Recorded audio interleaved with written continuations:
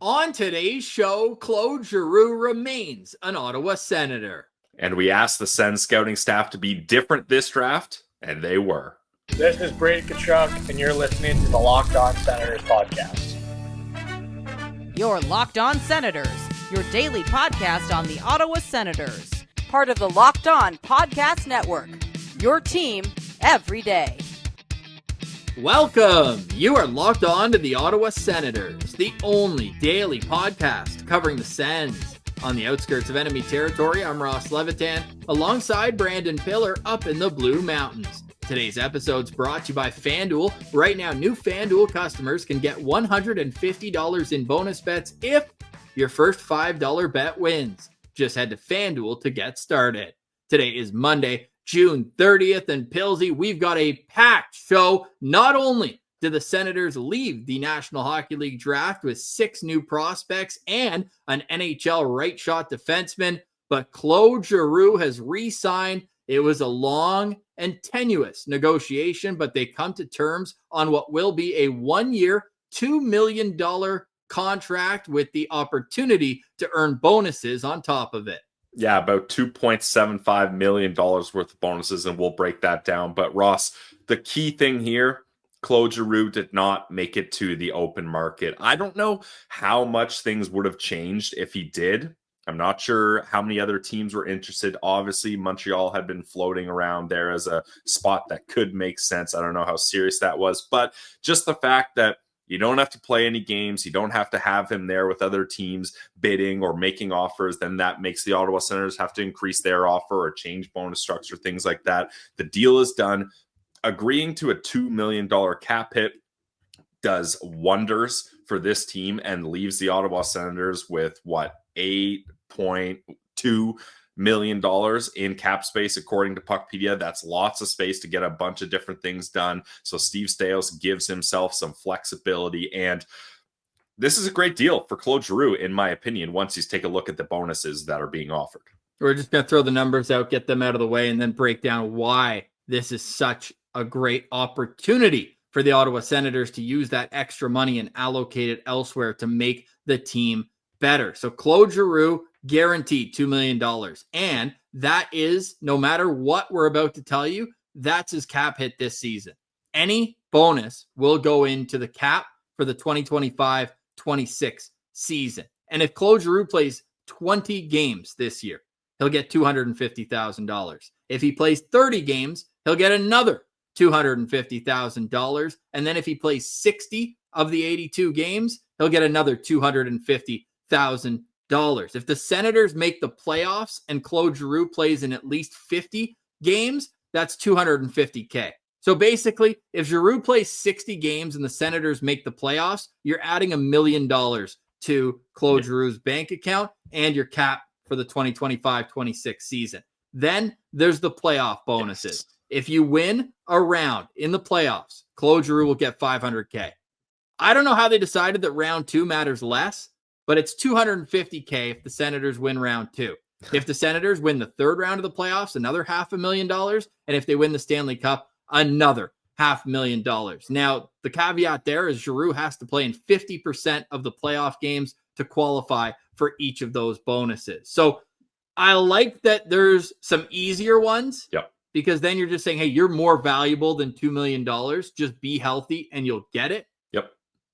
But then you're pushing that down to next year's cap. I think that this is a great structure for it. A lot of people were wondering whether it would be performance bonuses, but come to think of it, like there's not often like points or goals bonuses. It seems like games played is always the ones. I can't think of a single time where we've seen points or goals bonuses. And I'm starting to think that maybe that's not allowed because I think it should be more based on your health and availability. Because, like, let's say you have those points and goals bonuses, Ross, but you get hurt.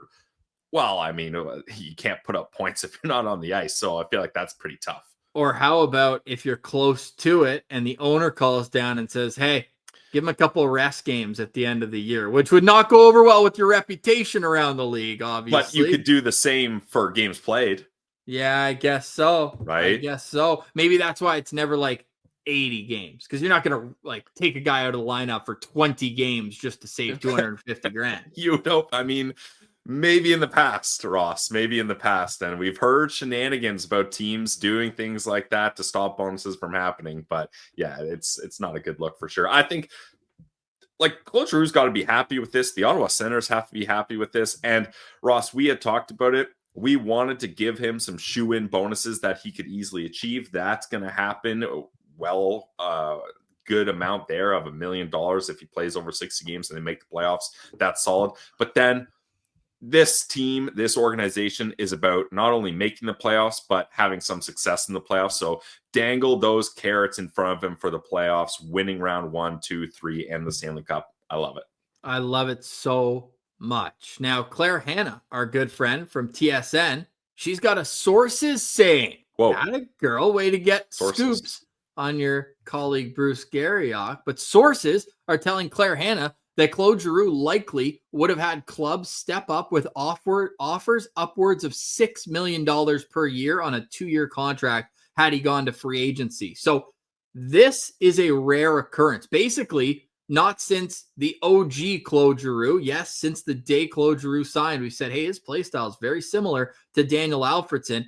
Alfie's the last Ottawa Senator that I could think of that re-signed at a huge discount with the caveat that he knew that would help make the team better. Now, different times, obviously. Alfie was more so like, hey, the owner's not going to pay everybody. It wasn't necessarily getting up against the cap.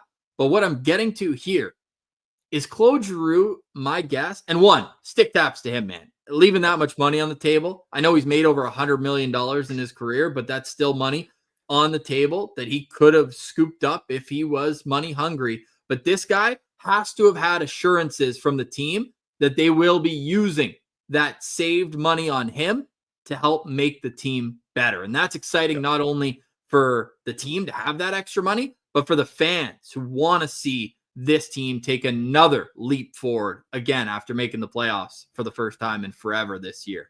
2 things, Ross. So the teams that would have offered him $6 million per year for 2 years, you got to wonder, what shape are those teams in if they have the cap space to do that on a player that's probably going to play in their middle 6, right? So maybe your chances of success aren't going to be as strong, which for Claude Giroux right now has to be an important factor. And 2, teams have to find ways to get leverage in negotiations. We've beaten to death the talk of tax-free areas. Everybody knows that. We don't need to get into that. There's nobody else has Glenn's chip truck, Claude Giroux's favorite, the best poutine in Canada, he calls it. Some places can sway you with good weather or big cities or big sponsorship opportunities or whatever. The Ottawa Senators know Claude Giroux likes being in Ottawa, as you mentioned, the chip truck, all those things. And they know he's got a young family that he doesn't want to move. And you got to walk that line between using your leverage, being like, hey, we know you don't want to leave. And we're maybe going to kind of call your bluff saying, if you don't get what you want, you're going to leave. You got to be careful and balance that with also showing him respect, being like, we don't want you to leave, but we know we got a bit of leverage here because you don't want to move. So we got to try to get this number down. And then you also spin that in a positive narrative, being like, if we do get you down to a number that makes sense, it's going to be worth your while because we're going to make this team better and increase your chances to win. And if you increase his chance to win, Ross, you increase his chance to get those bonuses that they added as well, right? So you have to find ways to make it work. Not every city is, or team and city is Florida, where you got championship caliber teams, you got sunshine, you got tax-free. You don't have those advantages. Find the advantages you have and use them. I'm going to go out and say it. We're not scoops guys always on this show, but when we hear something, we pass it on. The first offer the Sens made was 1 year, $1 million. And there was bonuses in there as well. But that's got to be something that a player with, and I don't want to say ego in a bad way, but let's say the standing in the league Pride of a guy like Claude Giroux, like that's got to be tough to hear when your agent calls you and says, hey, this is their first offer. Ross, the Florida Panthers offered Claude a 1-by-1 after he played there. And I think that was a quick no thanks, and I'm done talking to you after that. Like, I think he was a little insulted by that. Now, I don't know that, just speculation. But well, he ended up signing for, he made 18.5 in Ottawa. So he guaranteed himself $17.5 million more with that contract. Yes, exactly. But if you're the Sens, Ross, art of the deal, you got to start low, work a little way, go up, down, and then meet in the middle. Maybe not up, down. That's not great negotiation, but you got to find a way to meet in the middle. But you don't start with your highest offer, right? You start a little low, feel it out, see how things go, and then work around that. So I think you got to give credit. Well, one thing I want to say, Ross, and this leads into our next segment here. So this is a bit of a transition. Kudos to Michael Andlauer. I didn't even know what I was clapping for. I could have got you good there. Kudos to Michael Andlauer, Steve Staios, and Don Boyd. We have become too accustomed to accepting that our team, our franchise, our organization has a bit of ineptitude to them. Is that a word of the day? Maybe check the meaning of that, because I might not have nailed that. I'm hoping I did, though. But you just come to accept that. You want the exact definition? Yeah, sure. Lack of skill or ability. Okay, no, that's the exact word I wanted to use. Bang! Word of the day, ineptitude. We have become too comfortable with just being like, our team's going to do dumb things. We're going to sign the wrong guys for too much. We're going to hype up these guys. They're going to underperform. We're going to have to deal with trading away guys that we signed for too long and adding assets and just poor asset management all around. We become too comfortable with that. Those three guys, Andlauer, Staios, Don Boyd, this year, this offseason especially, they have really impressed me, and I'm happy that things are changing here, and I'm proud of the work that they've done as an Ottawa Senators fan. Perfectly said. Claude Giroux is back, and honestly, if the Sens win the cup this year, nobody else should wear number 28 ever. Again. Whoa! Okay, all right, maybe let's take it easy there. But also, let's not forget something that's got buried in here. The Jordan Spence trade was we're getting to the draft. That counts as a draft. We'll count that as the draft. But Claude Giroux is signed for $2 million. We'll have plenty of time to speculate where Giroux fits in the lineup, because tomorrow is free agency, and there has been a number of signings around the league with teams getting set to make their best offers to the crop of unrestricted free agents. And we think with this extra money, Steve Staios will be active. The Senators do still need to sign two forwards, really. They've got Nick Cousins, Adam Gaudette as unrestricted free agents up front. Bruce Garriock says negotiations do continue with those two players, so they could be brought back. And then tonight at 5 o'clock, and I know this is a later recording, so it could be while you're listening to this, you already know, and we've got a couple names trickling out of players on the RFA side that have and may not get qualifying offers. Those are due at 5 o'clock tonight, and then free agency opens at noon tomorrow. We will have a preview episode tomorrow morning about who we think the Senators should go after to fill those spots on their lineup, and a backup goalie as well. And then we'll have any updates as things go on, because we are your team every day. But on the other side, what a draft weekend it was. Thank you to everybody for following along with our coverage, from our mock drafts to our player profiles to our immediate reactions and our live stream on Saturday, our first ever live stream to get over 10,000 views on YouTube. So we can't thank you guys and the guests enough who took the time to join us to make that what it was. But now that we've had some time to sleep and think about what the Ottawa Senators accomplished last weekend, let's recap it next. You're listening to Locked On Senators, your team every day. Today's episode is brought to you by our friends over at FanDuel. All right, guys, hockey's over, but summer sports are in full swing. Whether you're all about baseball under the lights, golf on the green, or high-stakes soccer action, FanDuel is the best way to make every game even more exciting. You're already following the action. Why not make it a little more thrilling? With FanDuel, you can get in on the game while your friends are getting sunburnt at the beach. I've been using FanDuel to track my favorite matchups, and the app keeps it fresh with new daily promotions and fun ways to bet. I love checking out all the profit boosts they have, especially on baseball. It's easy to use, fast to pay out, and makes even regular season games feel like must-watch events. Whether I'm doing a same game parlay or watching a bet ride into the 9th inning, FanDuel makes it feel like I'm part of the action. And hey, if you're new to FanDuel, now's a great time to sign up. New customers can bet just $5 and get $150 in bonus bets if your first bet wins. Open the FanDuel app today or visit FanDuel.com/locked-on to get started.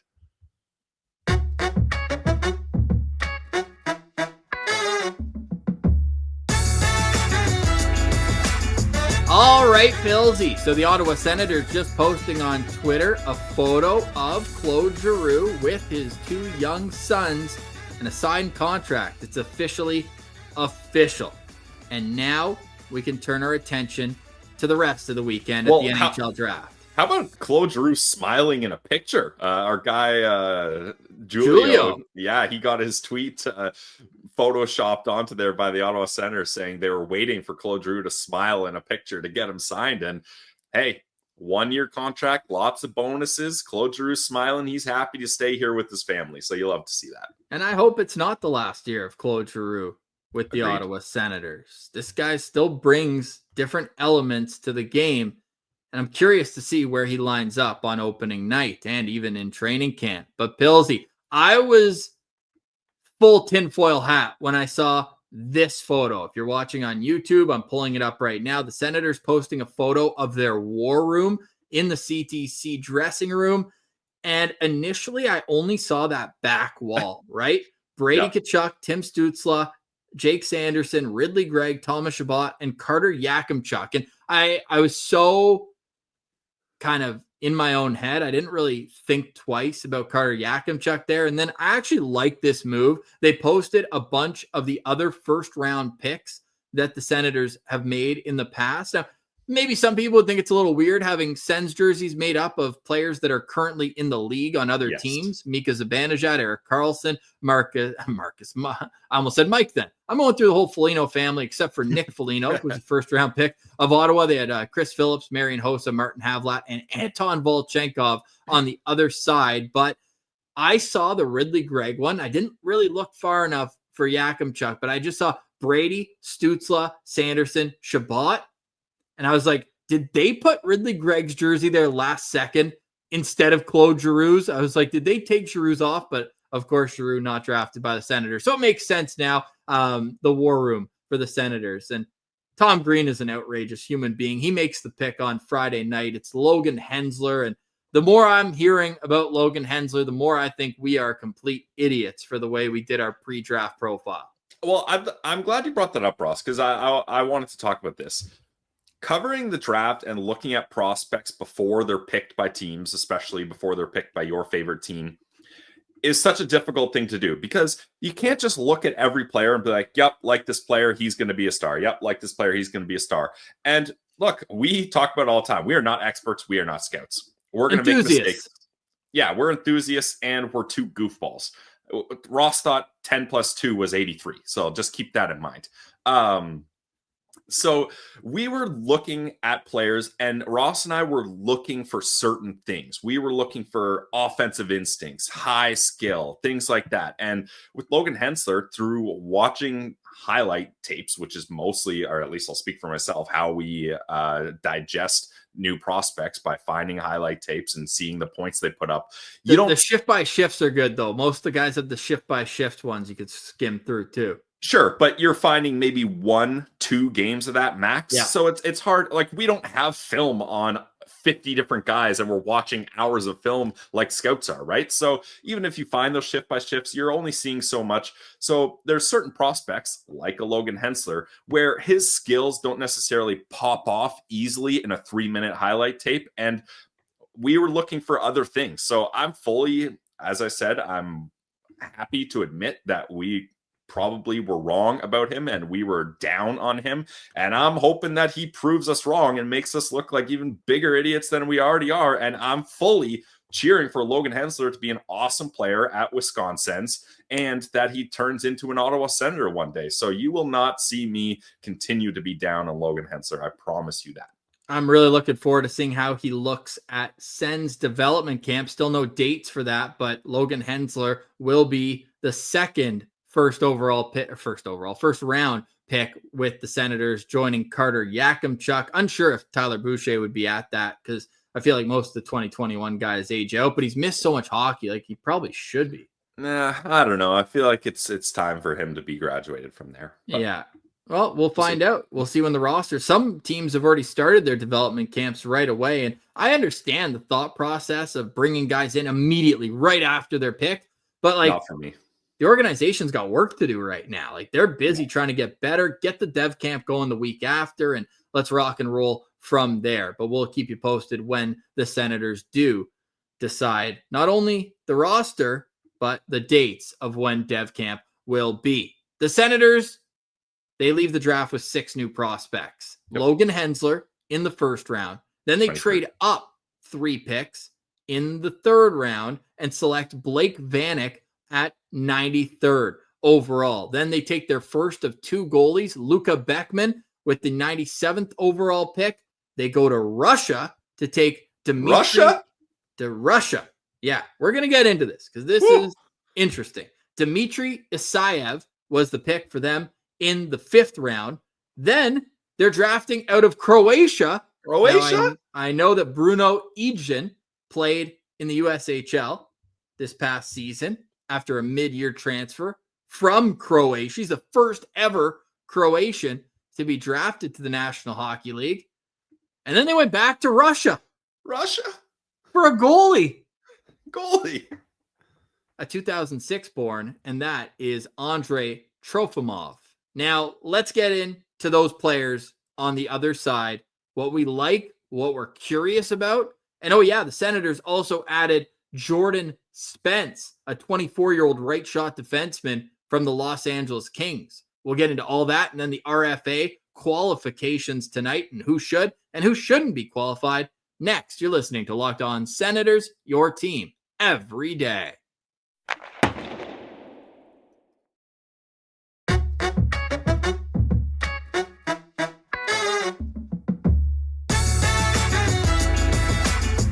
All right, Pillsy. So the 2025 NHL draft is in the books, and the Ottawa Senators were different. We asked them to be, as you mentioned in the introduction to this entire episode.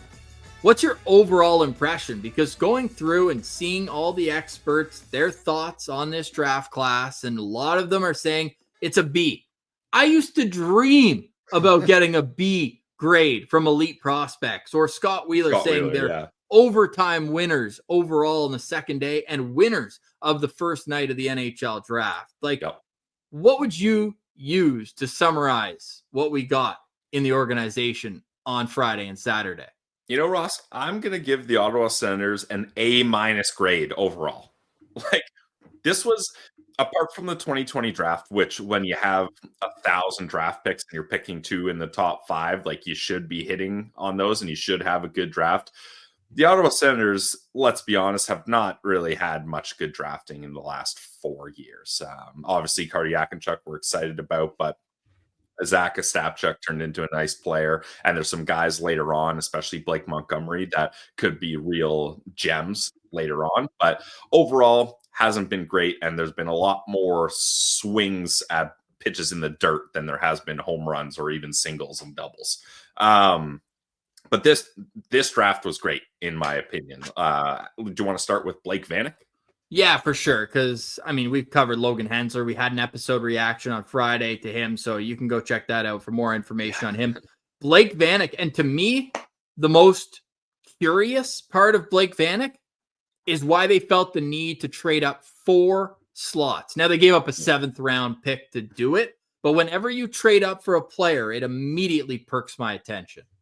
Yeah, I'm excited about Blake Vanek. I think, Ross, this might have been the one where value-wise, I don't know if they nailed it value-wise, but hey, you like this player. He's the son of a longtime NHL player, Thomas Vanek, good Austrian guy. And I believe Julio Hashem have a day, dude. Double call out on this show and the Sens tweeting about him, but he always has these great memes. And Blake Vanek was born months after Daniel Alfredsson's OT goal in Game 5 against his dad's team in the conference finals. Okay. 07. All right. Love you feel old? Yeah.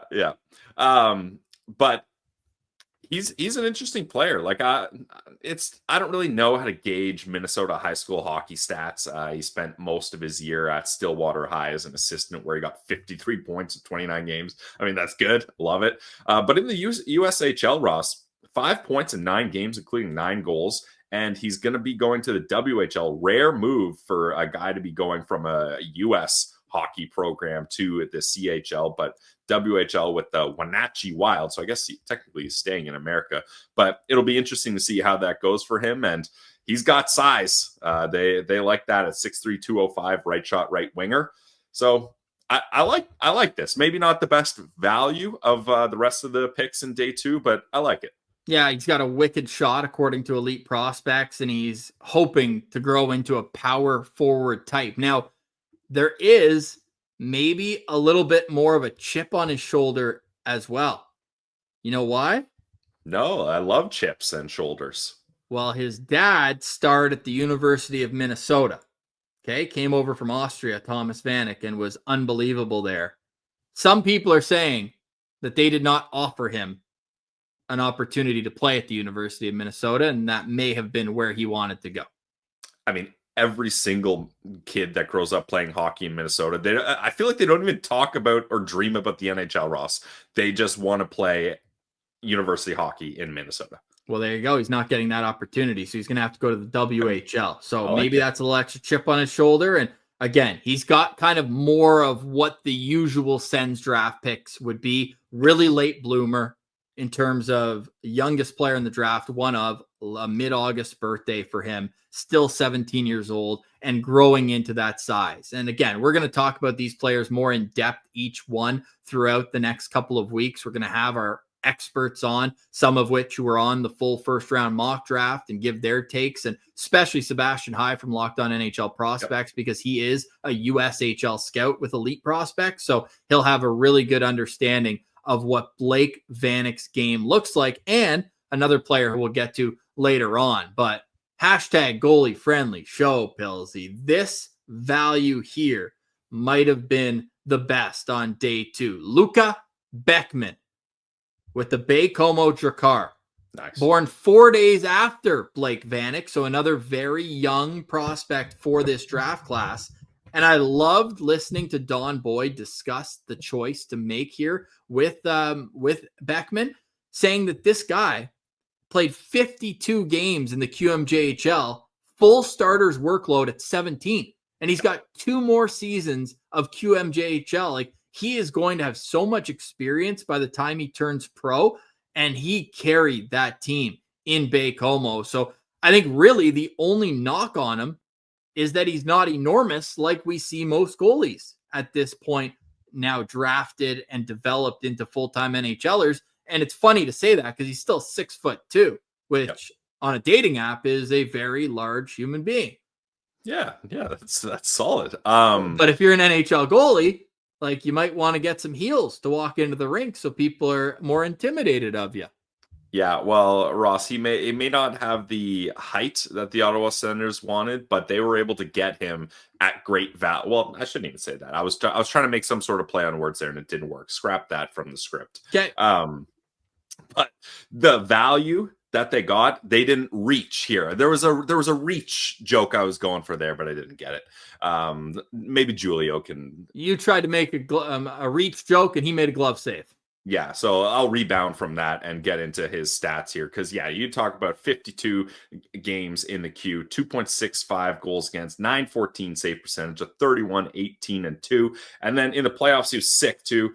11 games, 2.57 goals against, and a 922 save percentage. So I really like this guy. I think it's great value. And like you mentioned, Ross, he's got a long road ahead of him, which for goalies is good. And playing in the queue close by, I got nothing bad to say about this one. Great pick. No, I'm really excited to see how he develops. And even like the second last game, they lost the Moncton Wildcats in the second round, who ultimately went on to win the Q.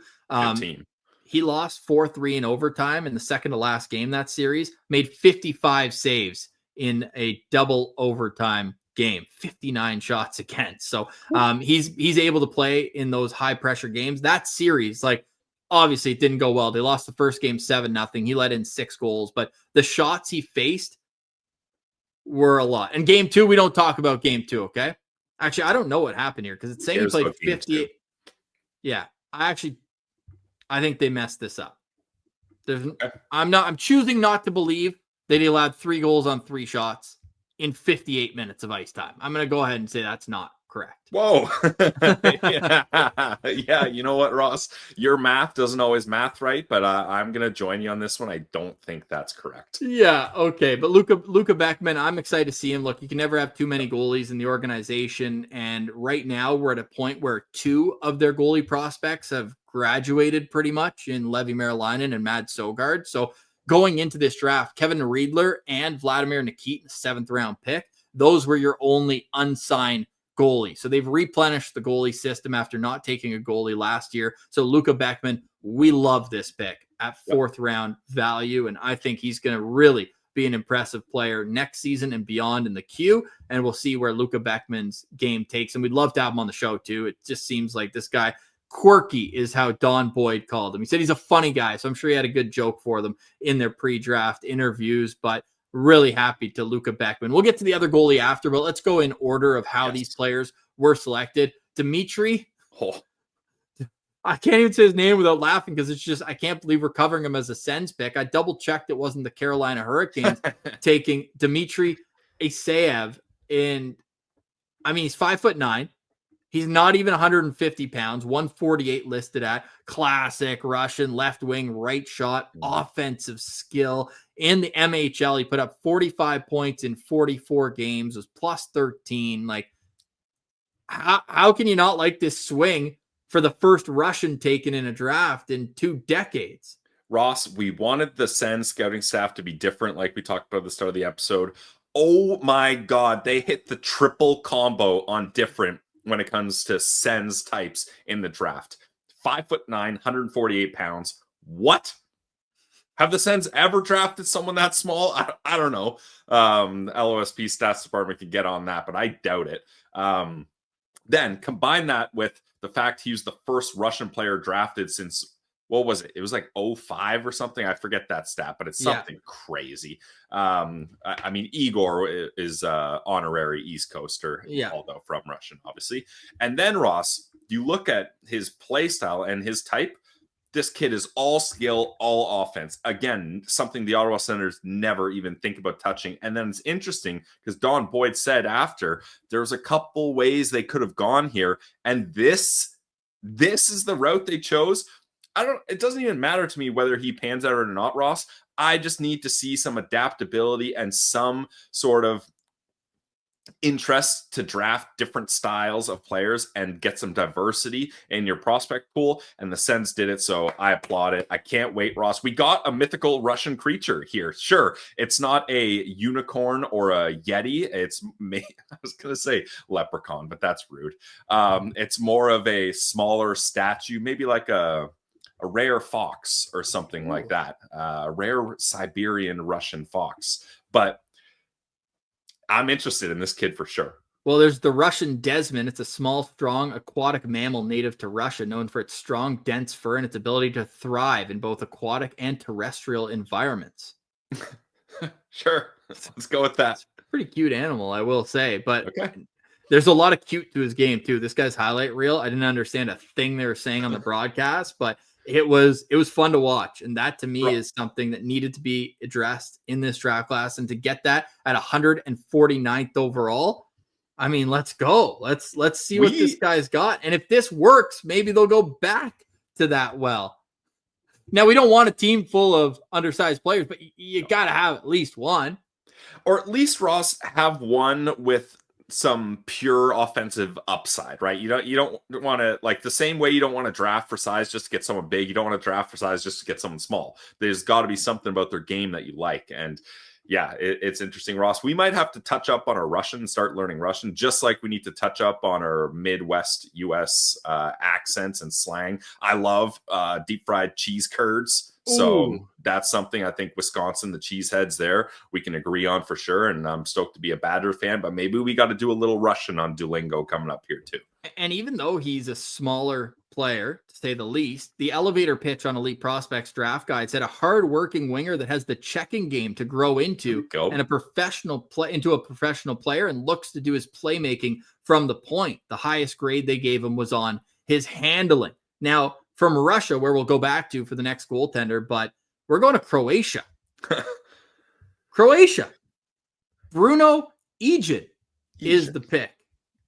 And man, this is another highly offensive skilled player. He came over to the USHL after dominating in the Alps HL, which is a league out of Croatia. And with the Lincoln Stars, basically Blake Montgomery left to go to the OHL. And then this guy came in and in 36 games had 44 points with plus 27. He is an offensive catalyst, and he's heading to the University of Wisconsin in the fall. This is my favorite player of the draft for the Sens, Ross. I'm so excited for Bruno.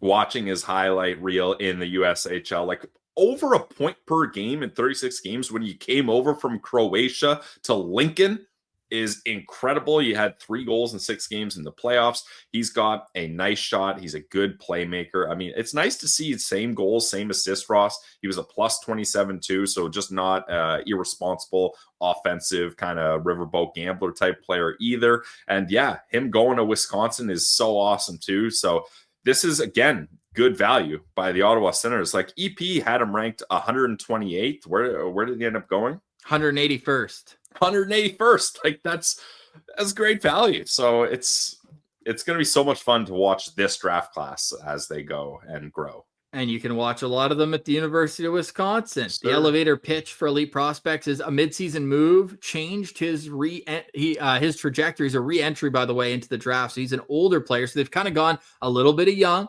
and a little bit of older. He's a left shot, left wing, and he is going to be fun to watch next year. Tactician and a sniper. They call him. His highest grade is both shooting and his physicality, with hockey sense close behind.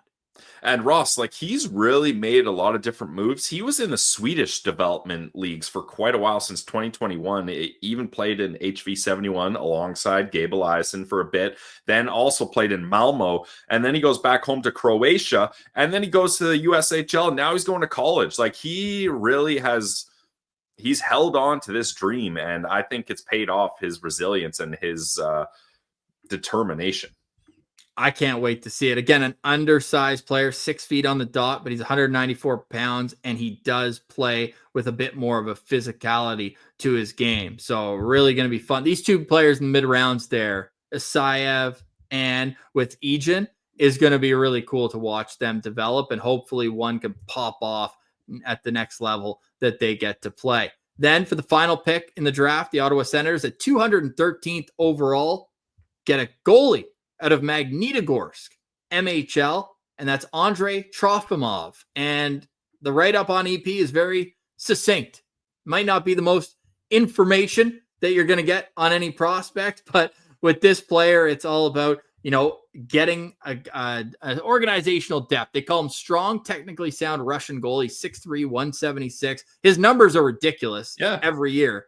So I like goalies to stop the puck, and that's that.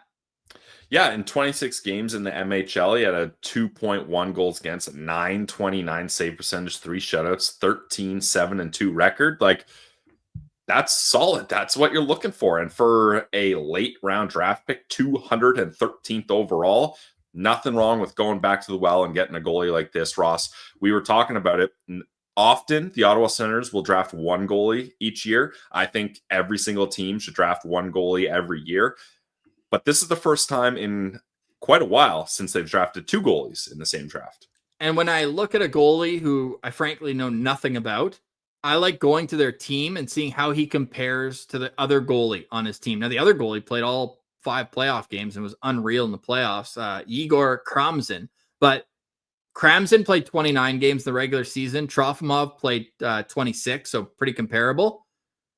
Trofimov's save percentage was 10 points higher than Kramzin. So clearly, with the same defense in front of him, he was able to put up a 929. So we love to see that. And we'll be curious to see how he plays next season in the MHL. But obviously, a 7th round goalie prospect, much like Vladimir Nikitin, they're going to take some time to grow. But hey, Senators did hit on Joey Daccord in the 7th round back in 2015, so it is not unheard of that the Senators can get an NHL goalie out of the late rounds. Heck, what was Brian Elliott? He was a 9th round pick. He's the second last pick in the NHL draft. Yeah, exactly. Yeah. And Ross, just to finish up my alley-oop stat that I hit for you, when was the last time that the Sens drafted 2 goalies in one draft?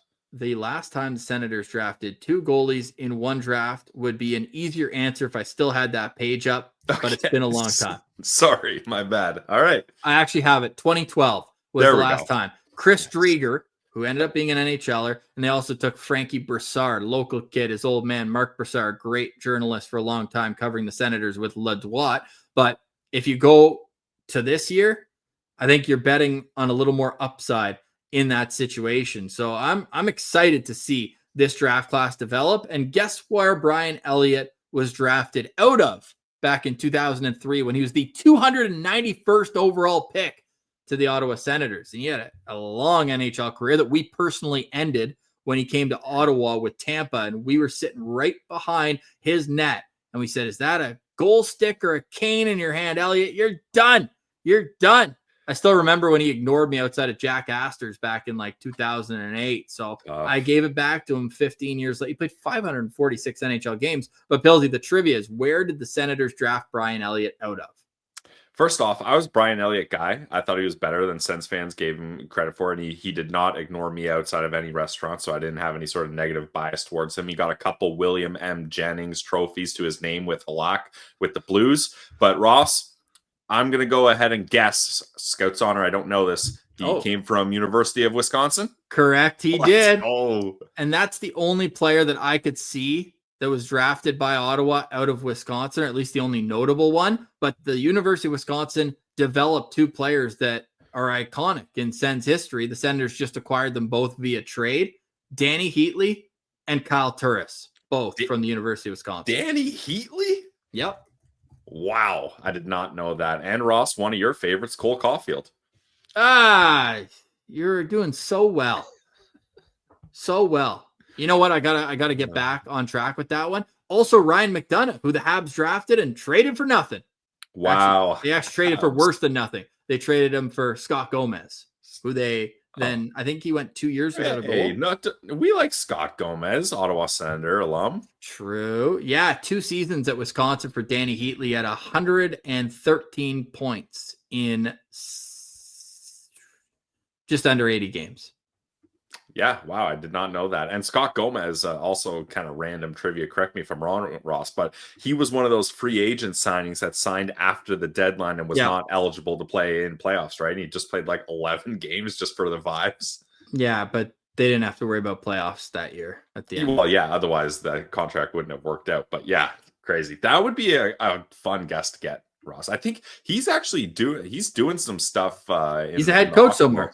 Yeah, he just got a good head coaching gig. I forget where. It is with, I want to say it's with the Chicago Steel, if I'm not mistaken. It is. Nice. Scott Gomez, head coach of the USHL's Chicago Steel. He would have seen Blake Vanek. No, he just got the job. Right. He just got the job. Never mind. Got excited there. We don't really have time to talk about Jordan Spence, but we talked about a ton with Locked On LA Kings. You can check out that video and on our live stream, our immediate reaction to the news. But Pillsy, the final thing on today's show we have to get to is the restricted free agents. And the deadline is coming up here in 2 hours. We're going to find out for sure. We know Levi Meralainen is getting a qualifying offer. Duh. He's going to get a contract sooner rather than later, and it could be a one-way deal. We'll have to wait and see what the decision is on a backup goalie for the Ottawa Senators. But Xavier Bourgault, Philip Daou, Tristan Robbins, Jan Yannick, and Jamison Reese, all forwards for the Belleville Senators. It's going to be interesting to see how many of those guys get qualifying offers. On the back end, Donovan Sabrango and Max Gannett also needing qualifying offers. Bruce Garriock believes that he's got the start, at the very least, of the list of players that did get qualifying offers, and that list includes Xavier Bourgault, Jan Yannick, Donovan Sabrango, and of course, Levi Meralainen. He believes Gannett one will get one as well, but awaiting confirmation. The one player he believes will not is Philip Daou, who was a part of that 2020 draft. Unfortunately, injuries kind of derailed the first couple of plus draft years for him. He scored in his first AHL game, then they took it away from him. Remember, we were there in Laval? Yep. And it's organizational depth. But I think the Senators, and Jan Yannick is a centerman. Tristan Robbins is a centerman. I think they're going to need to add some centermen in Belleville. Like Garrett Pilon can play there, but I think he more so plays the wing at this point of his career. And then they just drafted a ton of wingers. Not that that's going to be the difference this year, but right now their only centermen are Stephen Halliday and Garrett Pilon. And Pilon played a bunch of wing last year. So we'll see if Jan Yannick's back. He would be a centerman. But I'm so curious about Belleville. We'll see in the coming days what happens. But who would you not bother qualifying of those players I mentioned? I mean, it feels bad saying it's nothing personal against these guys. I don't really need to see any more Jameson Reese, unfortunately, and Xavier Bourgault didn't really do it for me. I think we need to get footy on Ross to give us a real good sense of who he thinks would make sense to come back, because he's around these guys. He's dialed into Belleville, obviously the voice of the Belleville Senators. So I can't really say much, but off the top of my head, those are two guys I don't have that much interest in. Yeah, you want to keep Sabrango and Gannett, of course, on the back end because there's such a young decor coming in. A lot of guys just turning pro or getting into their own, like Jory and Donovan. So I want to see those two back on the back end. Up front, pick your poison. I like to see Yannick back, but other than that, whoever's back. I'd like to see a little more of Tristan Robbins. Sure, but yep. It's not going to make me lose sleep at night if Tristan Robbins doesn't get qualified. No, me neither, but felt like a throw-in in the Fabian Zetterlund trade at the deadline. The deadline for RFAs is tonight. We'll tweet out at Sens Central what the decisions are from Steve Staios. But what a day, what a show, packed show here, knowing that the Ottawa Senators will have Claude Giroux for at least one more season, and they added skill into their organization through the draft with some swings, finally, at the NHL draft, but then getting that steady Eddie presence in the first round with Logan Hensler falling to them at 23rd overall. I'm going to go with a B+ if we're just going on draft picks, and I'm going to go with an A if you're including Jordan Spence. And again, we'll get to that more. That's where my A- comes in, so that's good. Yeah. Okay, perfect. All right, well, that's it for us today. We will be back tomorrow morning, an earlier episode with the free agency frenzy starting at noon. We'll get it out as early as we can, and then we will be breaking news as things develop. Best time of the year where you're kind of left, right, up, down. What's moving where and how does it affect the Ottawa Senators? We will have you covered for all that and more. For today, we say goodbye. For Brandon Piller, I'm Ross Levitan. This has been another edition of the Locked On Senators podcast, your team every day.